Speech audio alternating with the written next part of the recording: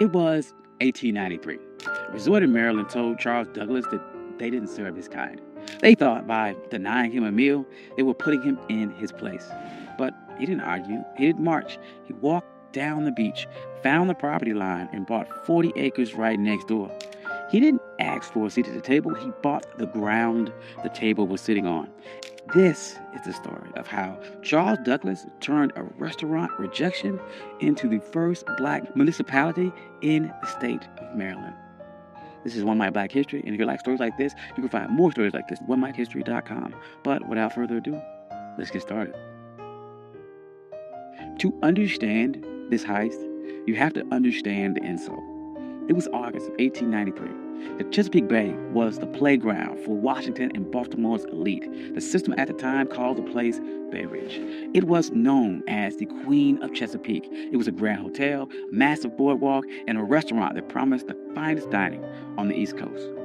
Charles Douglas and his wife Laura, they weren't in to make trouble. They were black autocracy. Charles was a high-ranking official at the Treasury Department. He was polished, he was wealthy, and he was a veteran.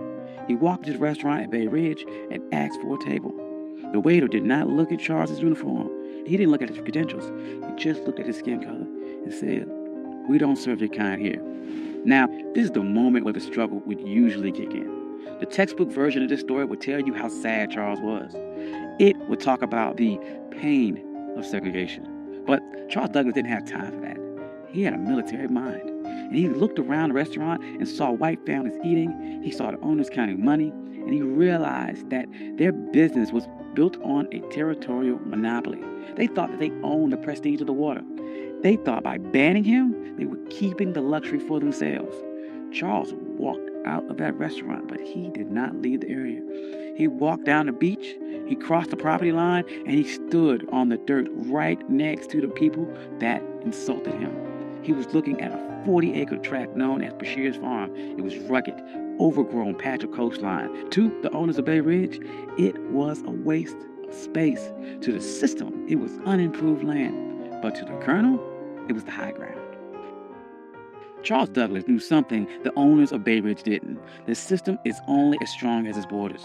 Bay Ridge was a fortress of whiteness, but the walls ended at the property line.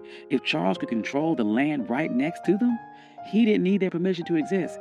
He could create a parallel world that Jim Crow laws of public accommodations could not touch.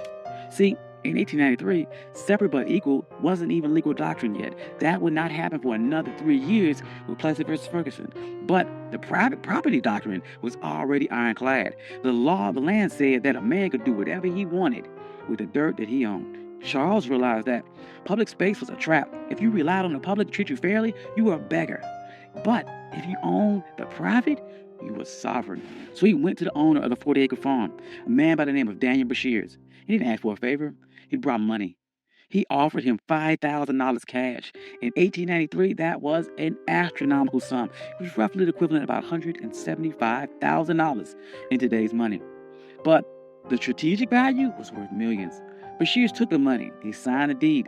And on that day, the Queen of Chesapeake lost its monopoly. Charles Douglas didn't just buy a farm. He bought the gateway to the bay. He went to the restaurant owners to refuse him a sandwich, and he didn't say a word. He just started building. And the first thing Charles did wasn't build a resort for the masses. He built a fortress for his legacy. He built a home for his father, Frederick Douglass. He called it the Twin Oaks. But he didn't just build it anywhere. He positioned the home with military precision. Frederick Douglass had been enslaved on the eastern shore of Maryland. He looked across these same waters as a boy, dreaming of a world where he wasn't property. So Charles Douglas designed Twin Oaks so his father could sit on that property and look directly across the Chesapeake at the very shore where he was once owned. This was psychological warfare. It was a message to the system that you didn't lose a slave, you lost the entire coastline. Frederick Douglass never got to spend a full summer there because he died in 1895. But the receipt was still filled. The Douglass name was now etched into the land in the deeds of Maryland. But Charles was not done. He knew that one house was an anomaly, but an entire empire is a network. So he began subdividing the land, and he didn't sell it to just anyone. He targeted the sovereign class. He sold lots to black doctors, black lawyers, black engineers, black poets in D.C. and Baltimore. He created a neighborhood where the white-only signs of Bay Ridge were relevant. By the turn of the century, Highland Beach wasn't just a place to swim. It was a black think tank.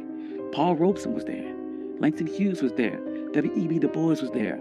They weren't protesting segregation. They ignored it. They built their own hotels. They built their own pier. They built a community center. They built a closed economy where black money stayed in black pockets and black dignity was the default setting. Now, there's no way the system sat back and watched this happen. The owners of the white resorts nearby were furious. They saw the private property loophole working against them, and they realized that they had lost control of their territory. So they tried to use paper weapons. First, they tried to use vagrancy laws. They sent the police to harass people walking between the train station and Highland Beach. They wanted to make the journey so uncomfortable that the residents would give up. That didn't work. Highland Beach residents started their own shuttle service. They controlled the logistics. Then the white resort owners tried to use a legal glitch. They realized that Highland Beach was technically a part of an unincorporated area. They thought they could use local zoning boards to condemn the land or pass an ordinance that would tax the Douglass family into bankruptcy. They tried to treat Highland Beach like a nuisance. But the residents of Highland Beach were some of the smartest people in the state. They knew that in America, the ultimate hack for land was municipal status. In 1922, they executed their final move of the heist. They petitioned the state of Maryland to become an unincorporated town. They didn't want to be a neighborhood. They wanted to be government. And they won. Highland Beach became the first black municipality in the history of Maryland. Think about the payoff here. Because they were a town, they had their own mayor, they had their own police department, and they had their own zoning board. When the white resort owners tried to pass laws against them, the people of Highland Beach just passed their own laws to cancel them out. They weren't marching and asking for civil rights. They were exercising their statutory power. By the 40s and 50s, Highland Beach was the summer Apollo. While white Maryland was obsessed with keeping its beaches segregated, Highland Beach was outproducing them culture and social capital. But the winds, they are changing, and the system shifted its strategy. In 1964, the Civil Rights Act passed and the public accommodations were integrated. On paper, this was a victory.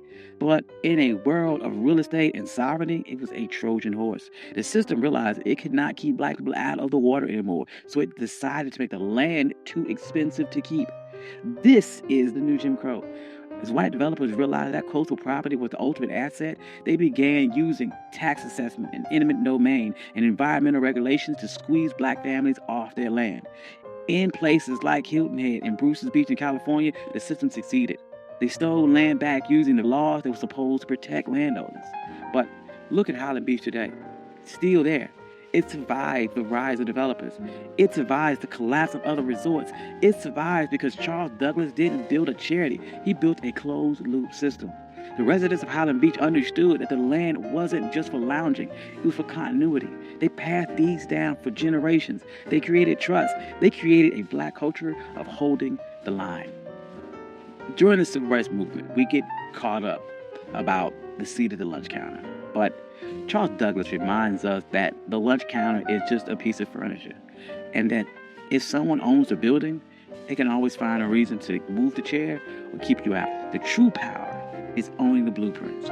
Charles Douglass was told his money wasn't good enough for a meal, and he didn't waste a second trying to change that with his mind. He used that energy to change the map.